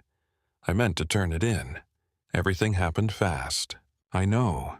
I should not have taken it." "No," he said quietly. "I think it stayed with the person who remembered he was a man before he was a matter." The room seemed to shift around the sentence. Emma looked at him more closely. He leaned forward, forearms resting on his knees. For the first time, the office, the flags, the power around him all seemed to fall back. "You saved my son." Emma did not understand the words at first, not because they were unclear, because they were too large. The president continued gently now. "Lance Corporal Ryan Hale, United States Marine Corps." The name struck. Hale, R. Hale, USMC. The federal agents. The port, the silence, the order to wait, the fear in Margot's face, the convoy outside her apartment. Emma felt the blood leave her own face. "I didn't know. I know. I didn't know who he was. That is why this matters." Her fingers curled around the edge of the chair. "I only saw the injury." The president nodded. "And you acted on what you saw." Emma looked down at her hands. They did not look like hands that belonged in that room. The nails were short. The skin was cracked from antiseptic. A faint line of red still marked one cuticle. "He was dying," she said. "Yes. There was no time to wait. No. They told me to stand down." "I know." She looked up sharply. "You know." The president's face hardened, not at her. "I reviewed the footage from Seaboard. I read the preliminary reports. I spoke to several members of your trauma team before you arrived." Emma's throat tightened. "Diane, and Dr. Shaw, and Dr. Vance." Noah had written the statement. Of course he had. For a moment, she could see him in blood-marked scrubs standing in her locker room doorway, hollow-eyed and stubborn. The president's voice pulled her back. "I know who hesitated. I know who tried to stop care. I know who moved." Emma swallowed. "I was fired." "Yes." The simplicity of his answer hurt more than surprise could have. Before she could speak again, the door opened softly. A woman entered with the kind of grace people associate with public life until they see it strained by private fear. First Lady Rebecca Hale crossed the room without waiting to be introduced. Emma stood automatically. The First Lady took both of Emma's hands in hers. Her grip was warm, firm, and completely unceremonious. "Thank you," she said. 2 words. No speech. No cameras. No polish. Emma had been ready for questions, for explanation, for an official conversation layered in careful language. She had not been ready for a mother. Rebecca Hale looked down at Emma's hands, then back into her face. "These are the hands that held him here." Emma's voice came out rough. "There was a whole team." "I know," Rebecca said. "But you were the first one who refused to let fear decide." Emma looked away because tears had risen without permission. The president stood, giving the moment space. Rebecca did not release Emma's hands until Emma steadied. "Is he stable?" Emma asked. The First Lady drew in a breath. "Critical, but stable." Emma closed her eyes. Just once. When she opened them, the president had moved to his desk. A folder rested there already open. Inside were still images from hospital surveillance, grainy overhead angles of Trauma 2. Emma saw herself beside the stretcher, one arm extended. Margot in the hallway, Noah frozen near the cart. Another image showed the team around the bed. Another showed her leaning over the Marine during compressions. She stared at the images. It was strange seeing her choice from above. In her memory, the room had been heat noise, blood breath. From the camera, it looked smaller, cleaner, crueler in its clarity. "I asked for every angle," the president said. "Not because I doubted the reports, because reports can be shaped by fear. Cameras are less imaginative." Emma looked at the image of herself pushing the stretcher past Margot. "She'll say I was reckless." "She already has." Emma let out a breath. "Of course." The president closed the folder. "Miss Lawson, there are members of the press waiting in the East Room." Emma's eyes lifted. "Number." Rebecca's expression softened. "They do not know the full story yet." "I am not a speaker." "No," the president said. "You are a nurse. That is precisely the point." Emma shook her head. "I have been awake all night. I was fired this morning. I have blood on my shoes. I do not belong at a podium." The president studied her. "Last night you belonged in a room where everyone else was trying to decide whether courage was allowed. You were not dressed for that either." Emma had no answer. Rebecca stepped closer and adjusted the lapel of Emma's old blazer with a mother's quiet authority. "You do not need to perform anything," she said. "You do not need to become someone else. Just stand where people can see you." A staffer entered carrying a garment bag and a small velvet case. Emma looked at the case, then back at the president. "What is that?" "Recognition. I don't want a spectacle." "Neither do I." His voice was steady. "I want the record corrected in public because the harm was done in secret." The staffer offered a darker navy blazer, clean and structured. Emma almost refused, then looked down at her own sleeves and accepted it. Rebecca helped her into it. The fabric felt too expensive, too smooth, too separate from the night she had just survived. Emma reached into her old blazer and removed the dog tag before handing it over. She slipped it into the new pocket. The metal settled against her chest. The president noticed. "Keep it until Ryan can ask for it himself." Emma looked at him. He woke up in the trauma bay. The First Lady went still. "When?" "Near the end. Before transfer." He could not speak because of the tube, but he tried. Rebecca's eyes filled. "What did he say?" Emma looked down. "Thanks." The First Lady pressed a hand to her mouth. The president turned toward the window for a moment. No one spoke. Outside the room, the country waited behind doors, cameras, and questions. Inside, 3 people stood around one word spoken by a wounded Marine under fluorescent lights. At last, the president turned back. "We should go." The walk to the East Room passed in fragments. Polished floors. Tall doorways. Staff moving with quiet urgency. Security at the edges, Rebecca walking beside Emma, close enough that their sleeves nearly touched. The president a head shoulders straight again, the private father, folding himself back into public office. At the entrance, Emma heard the press before she saw them. A low, electric murmur. Cameras being adjusted. Chairs shifting. Reporters waiting for the shape of news. Emma's hand started to shake. Rebecca touched her wrist. "Breathe." Emma did. The doors opened. Light hit first. Then the sound. The room was full. Reporters in rows, camera crews behind them, white walls, gold drapes, the presidential seal, the bright, formal beauty of a space designed to make history look orderly. The president entered and the room rose. Emma followed a step behind Rebecca, fighting every instinct to move to the wall to become useful and unseen. Nurses knew how to stand near beds not behind presidents. Nurses knew how to work around the center of attention, not become it. There was nowhere to hide. The president stepped to the podium. Rebecca stood to one side. Emma stood behind and slightly left hands clasped to keep them still. The room settled. The president looked across the faces and cameras. Last night in Norfolk, Virginia, a United States Marine was brought into Seaboard Regional Trauma Center with catastrophic injuries sustained near a restricted federal transport route at the port of Hampton Roads. Pens moved. Cameras clicked. He arrived without public identification. He arrived with severe chest trauma, massive blood loss, and very little time. Emma heard the words and saw the body. Rainwater on boots, blood under her fingers. The president continued. In the confusion that followed, questions were raised regarding jurisdiction, evidence, and authority.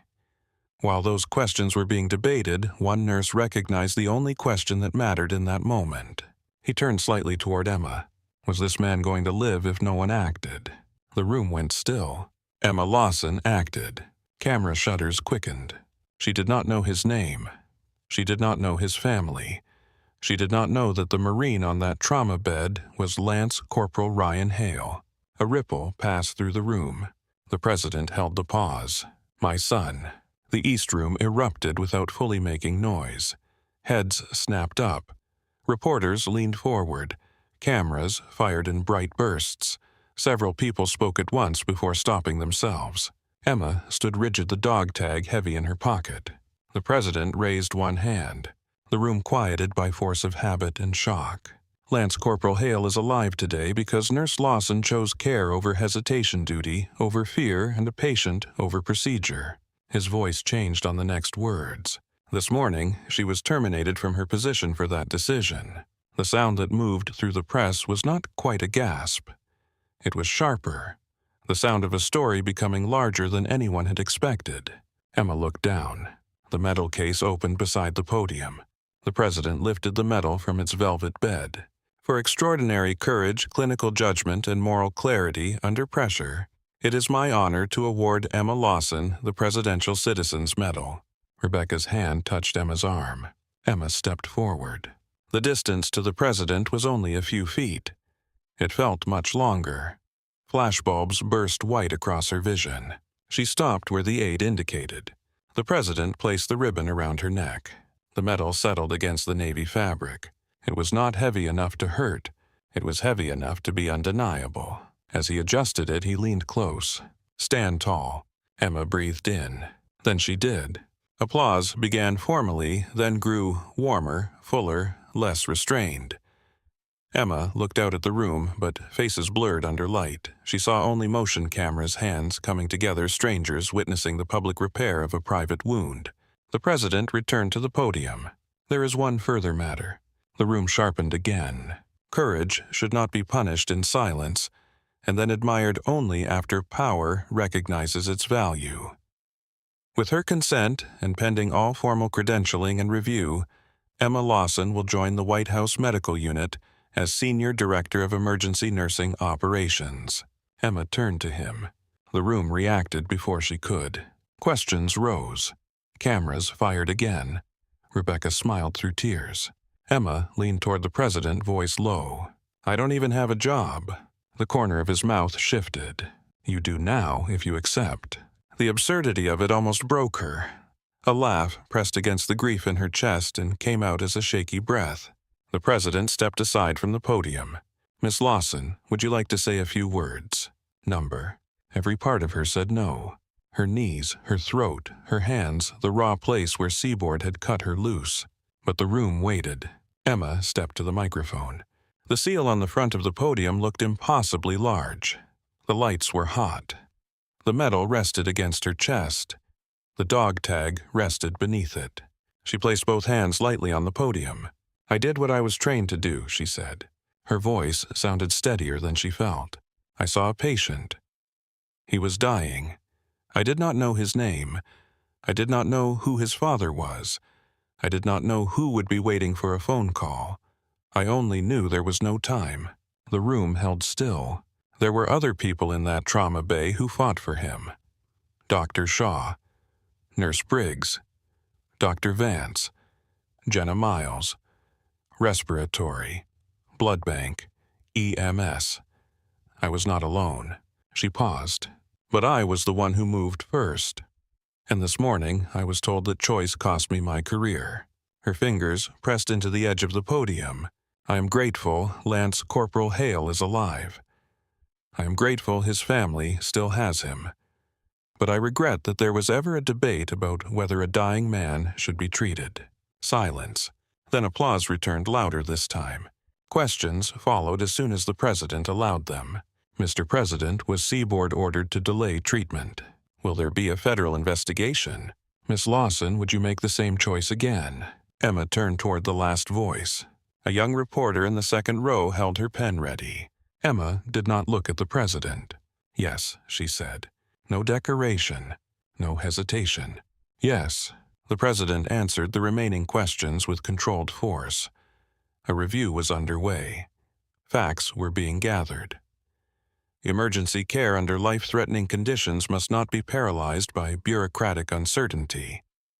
The federal government had not authorized the abandonment of medical judgment. Emma heard the words, but fatigue rolled through her hard now. The room brightened at the edges. Sound stretched thin. For a second, the podium felt like the only solid thing in the world. Rebecca noticed immediately. She stepped closer. "That's enough," she said softly. The press availability closed. Staff moved in. Reporters continued calling questions, but the doors and aides absorbed them. Emma followed the president and first lady through a side exit into a quieter corridor. The sudden absence of cameras made her feel hollow. Rebecca guided her into a small sitting room with cream walls, a low table, and windows looking out over rain-bright grass. An aide brought water and left. Emma sat before anyone told her to. The metal shifted against her chest. She drank half the glass in one pull. The president stood near the window, one hand in his pocket, looking out at the lawn. "He asked for you again," he said. Emma looked up. "When?" "Early this morning, briefly.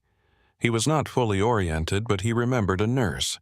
He wanted to know whether you were all right." Emma closed her hand around the glass. "He should be worrying about himself." Rebecca sat beside her. "He has never been especially good at that." Emma looked at the First Lady, and for the first time saw not the public woman, but a mother trying to smile because the alternative was falling apart. Emma reached into her pocket and took out the dog tag.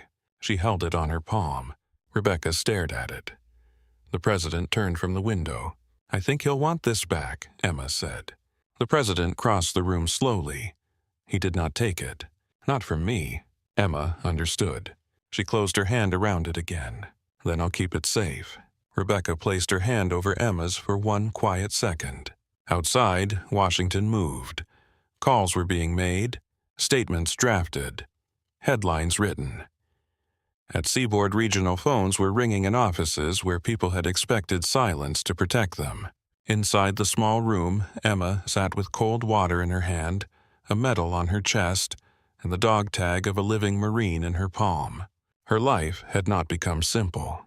But for the first time since the ambulance doors slammed open in Norfolk, no one was asking her to pretend the wound was not there. By nightfall, Emma Lawson's name had crossed the country faster than she could understand it. It moved across television screens in airport terminals, diner corners, military lounges, hospital waiting rooms, and cell phones held over half-eaten dinners. The same clip played again and again. Emma, standing behind the president, face, pale hands clasped metal bright against a borrowed Navy blazer. President Hale saying her name. The room reacting when he said the wounded Marine was his son. At first, Emma did not watch it. Then she watched it once. Then she wished she had not. The screen made everything look cleaner than it had been. No blood on the floor, no smell of burned fabric, No sound of Noah's breath breaking during compressions. No Diane counting through clenched teeth while a young Marine's heart gave out beneath their hands. The country saw the medal. Emma still felt the pulse disappearing under her fingers. A White House aide had shown her to a quiet guest suite for the evening. The room was tasteful, calm, and impossibly neat. Cream walls, heavy curtains, a polished table beside the bed. Towels folded so perfectly they looked unused by human hands. Emma stood in the doorway for a long moment, unsure what to do with a room that did not need her. Her old life had always announced itself. A radiator banging in her apartment. A phone buzzing with bills, a shift schedule taped to the fridge. The constant hum of a hospital where people needed something before she could finish thinking. This room asked nothing. That made her restless. She took the medal off and placed it on the table. Then she removed Ryan Hale's dog tag from her pocket and set it beside the medal. The two pieces of metal caught the lamplight. One was given in public. One had been pulled from blood. Emma sat on the edge of the bed and finally turned on her phone. Messages flooded the screen so quickly it froze. Callie had called 11 times. Diane had texted once. "You alive?" Emma smiled despite herself and typed back. "Technically." Diane answered almost immediately. "Good. Do not let them make you weird." Emma stared at the message, and for the first time that day a laugh escaped her. It was small, cracked, and gone quickly. But it was real. Then she opened the news. She knew better. She did it anyway. Hero nurse honored at White House. Fired after saving president's son. Seaboard Regional under review. Military family praises emergency nurse. Then the comments. Angel in scrubs. American hero. She just did her job. Would anyone care if he wasn't the president's kid? Reckless nurses are dangerous. Hospital probably had a reason. Lucky publicity grab. Emma locked the phone and set it face down. The room went quiet again. She looked at her hands. They had been washed clean, but the skin around her knuckles was cracked and angry. A bruise had deepened at her wrist where she had braced against the trauma bed. Under the nails, she could still imagine the red that had been there. She lay back without changing clothes. For a while, she listened to Washington breathe beyond the walls. At some point, she slept. Not deeply, not peacefully. In the dream, the monitor went flat and no one moved. Margot Ellery stood at the foot of the bed holding a clipboard. Wesley Pike watched from behind the glass. Emma tried to speak, but her mouth filled with water from the storm. She woke before dawn with her heart racing. The guest room was dark. The medal and the dog tag were still on the table. Ryan Hale was still alive. Emma repeated that once under her breath. Then she got up. Old habits did not wait for new titles. By 5:43 a.m., Emma was dressed and standing outside the secure entrance to the White House medical unit. With her hair tied back and coffee in one hand she had forgotten to drink. A woman in a white coat opened the door from the inside. She was in her early 60s, tall, spare, and silver-haired, with a face composed by decades of emergencies that did not care who was watching. Her eyes moved over Emma once, not judging, measuring. Emma Lawson. "Yes, ma'am." Vivian Cross, medical director. They shook hands. Dr. Cross's grip was dry, firm, and brief. "You look tired." "I am." "Good. Honest answers save time." Emma almost smiled. Dr. Cross turned and led her inside. The White House medical unit was smaller than Emma expected, but every inch of it had purpose. Exam rooms waited behind clean doors. Emergency carts sat sealed and ready. Oxygen, airway equipment, trauma supplies, cardiac monitors, medications, evacuation bags, everything labeled, checked, and placed with military precision. No clutter. No shouting. No missing pump hidden under someone's coat in room 6. Emma looked around with suspicion. Dr. Cross saw me. "You are wondering where the chaos is." I was trying to be polite about it. "The chaos is outside. Our job is to meet it before it finds its shape." They walked past a compact trauma room. Emma stopped at the threshold. It was too clean. That was her first thought. Then she noticed the details. The airway drawer was arranged exactly by sequence. The blood warmer had a redundant power source. The wall panel opened to reveal emergency surgical tools. A portable ultrasound sat charged in the corner, plugged in, visible, waiting. Dr. Cross stood beside her. "This place does not function like Seaboard," I noticed. "But people are people here too. They faint, bleed, choke, hide chest pain, ignore symptoms, panic in private. Power changes the scenery, not the anatomy." Emma stepped inside the room. She ran one hand lightly over the edge of the trauma bed. "Good." Dr. Cross raised an eyebrow.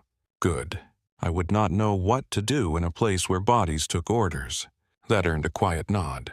For the next several days, Emma learned the hidden machinery of care inside Power. Secure movement routes, medical response codes that never appeared on public schedules, protocols for foreign dignitaries, cabinet officials, staff, children, service members, visitors who were famous, visitors who were not, and visitors whose names she was not permitted to know.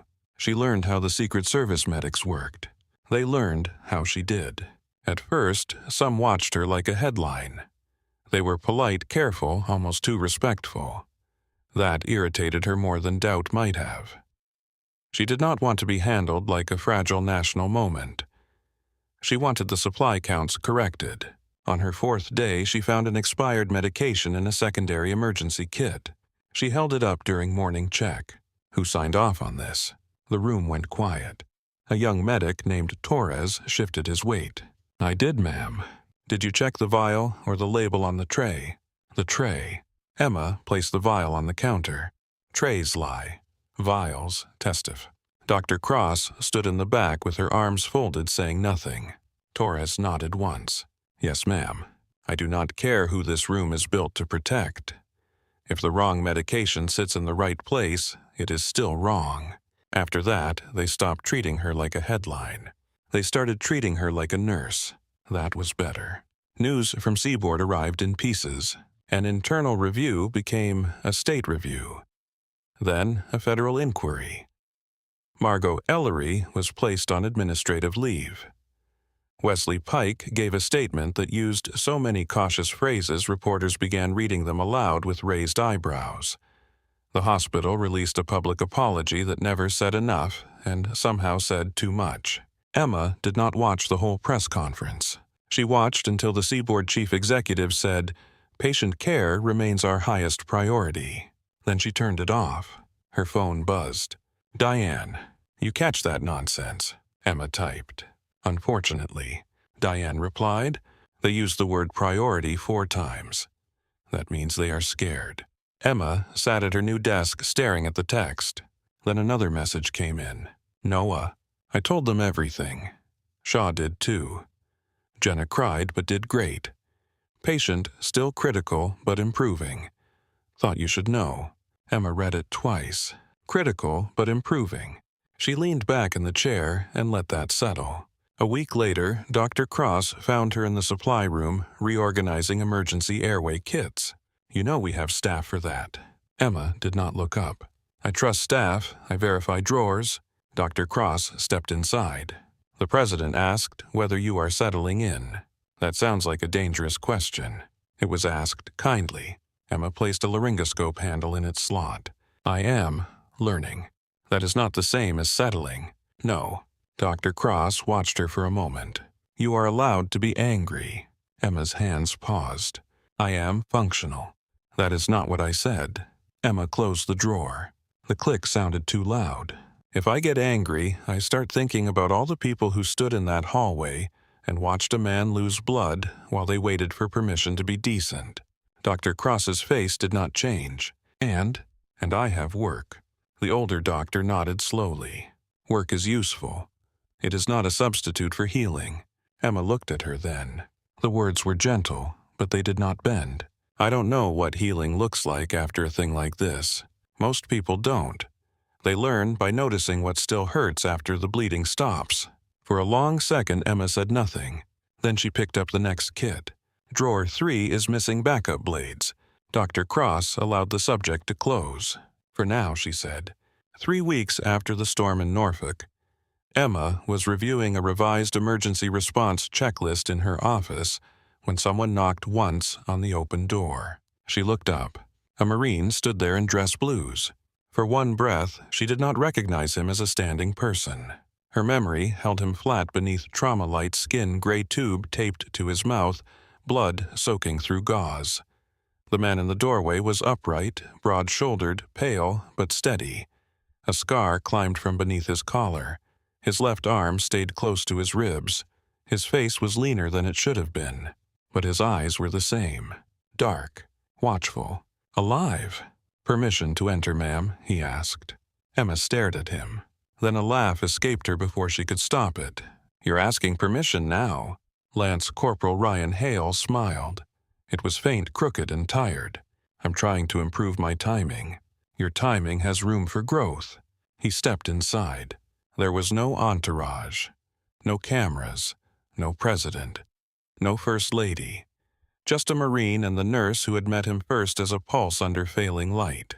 He stopped in front of her desk. For a moment, neither spoke. Emma noticed the way he carried pain, carefully, without advertising it. She knew that language well. "You should be resting," she said. "I was told walking is part of recovery, not across federal property in dress blues. My mother said the same thing with more volume. That sounds like a wise woman. She is."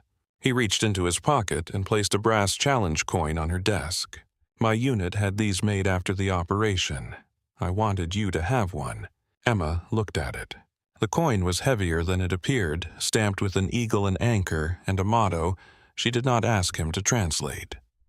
Around the edge were tiny marks, deliberate and clean. "I wasn't in your unit," she said. Ryan met her eyes. "You were when it mattered." The sentence landed quietly. Emma touched the edge of the coin, but did not pick it up. Ryan looked toward the window, then back at her. "They told me pieces, not everything, enough." Emma waited. He drew in a careful breath, one that still bothered his ribs. "I remember rain. Not much else from the port. I remember lights in the hospital, a voice arguing. Someone telling me not to die like it was a personal inconvenience." Emma looked down at the checklist. "That does sound like me. I remember waking up for a second. You had my tag."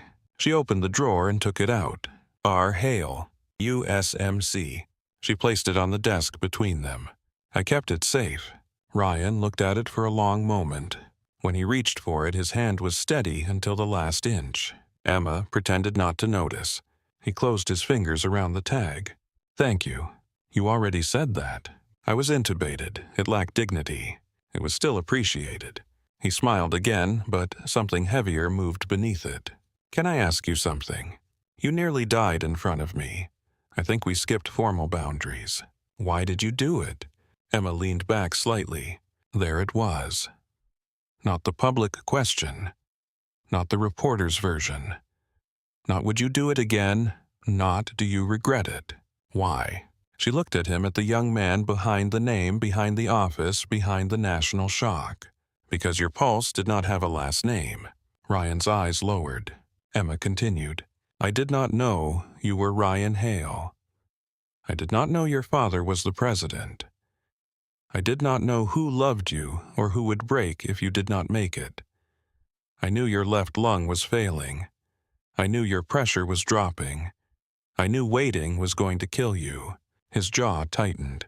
"In that room, she said your name mattered less than your next breath." He nodded once slowly. "I needed to hear that." "I know." They sat with it. Outside the office, footsteps passed and faded. Somewhere down the hall, a phone rang twice and stopped. Ryan clipped the dog tag back around his neck with careful fingers. Before he left, he tapped the challenge coin lightly on her desk. "That stays." Emma picked it up after he was gone. It held warmth from his hand. That night, Emma drove herself to Norfolk. The security liaison hated the idea. Dr. Cross disliked it with more elegance. Diane, when Emma called from the road, said, "You better not be coming here to haunt people." "I'm not haunting." "Good, because you look terrible in dramatic lighting." Seaboard Regional looked the same from the outside. That hurt more than Emma expected. The glass entrance, the ambulance bay, the glowing red emergency sign. Rain gathered again in shallow puddles along the curb. A rig backed into the bay with lights flashing blue and red over wet pavement. The building had not changed, but Emma had. She parked across the street and sat for a while with both hands on the steering wheel. Inside, someone was having the worst night of their life. Someone was waiting for pain medication. Someone was being told to sit down. Someone was trying not to cry in front of their father. Someone was washing blood off their wrists and coming back for more. She entered through the public doors. No medal, no White House badge visible. Just a plain coat and tired eyes. The smell hit first. Antiseptic. Coffee, rain, fear. A young nurse near triage struggled to place an IV in an elderly man while his daughter hovered too close. The nurse's hands were tense. Emma knew the spiral. The feeling of every eye making your fingers worse. She stepped closer. Anchor higher, Emma said softly.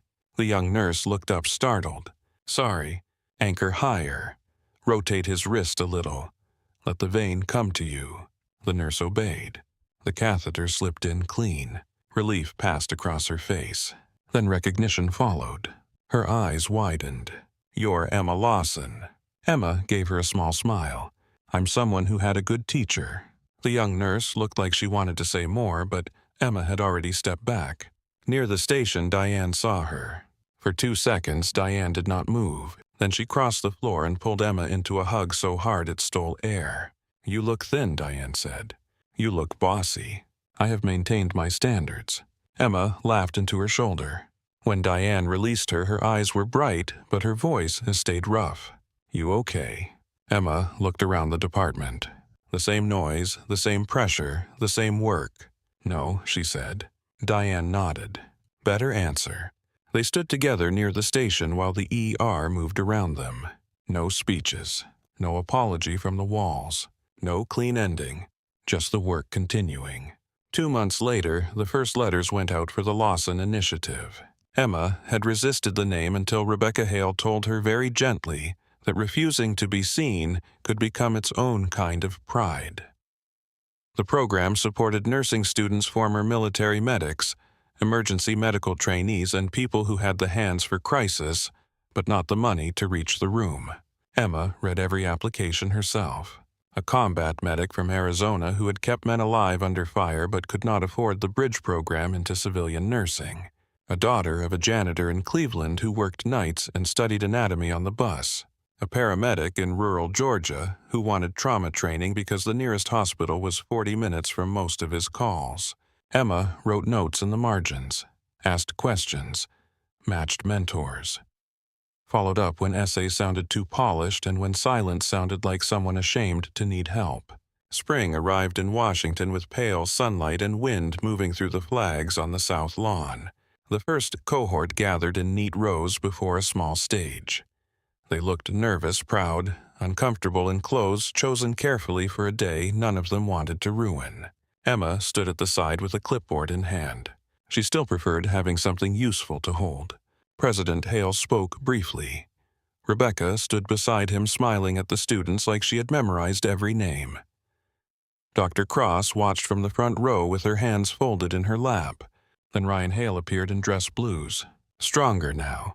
Still healing if one knew where to look, but standing with the easy control of a Marine who had earned his place twice over. He reached the stage, turned to Emma, and saluted. The gesture was clean, personal, exact. The audience rose. Emma felt the force of it hit somewhere beneath the ribs, near the place where the dog tag had rested in the SUV in the White House in the hours before his name became known. When her turn came, she stepped to the microphone. She looked at the faces in front of her. Young nurses, medics, students, people carrying debt, hope, fear, grit, and the dangerous desire to help. She did not open the prepared remarks. You will be tired, Emma said. You will be scared. Some days the right decision will cost more than you plan to pay. Make it anyway. Then find the people who will help you keep going. She stopped there. The silence that followed was not empty. Then the applause rose. That evening, after the ceremony had ended and the White House settled into its softer night sounds, Emma returned to her office. She placed 3 objects on her desk: the Presidential Citizens Medal, Ryan Hale's challenge coin, her White House Medical Unit badge. She looked at them for a long time. Then she opened the drawer and took out a copy of her old Seaboard badge. Diane had mailed it to her with no note, only a peppermint taped to the back. Emma set it beside the others. Outside the window, Washington glowed under a dark blue sky. Somewhere in Norfolk, ambulance doors opened under fluorescent light. Somewhere in America, a student had just received a letter that made tomorrow possible.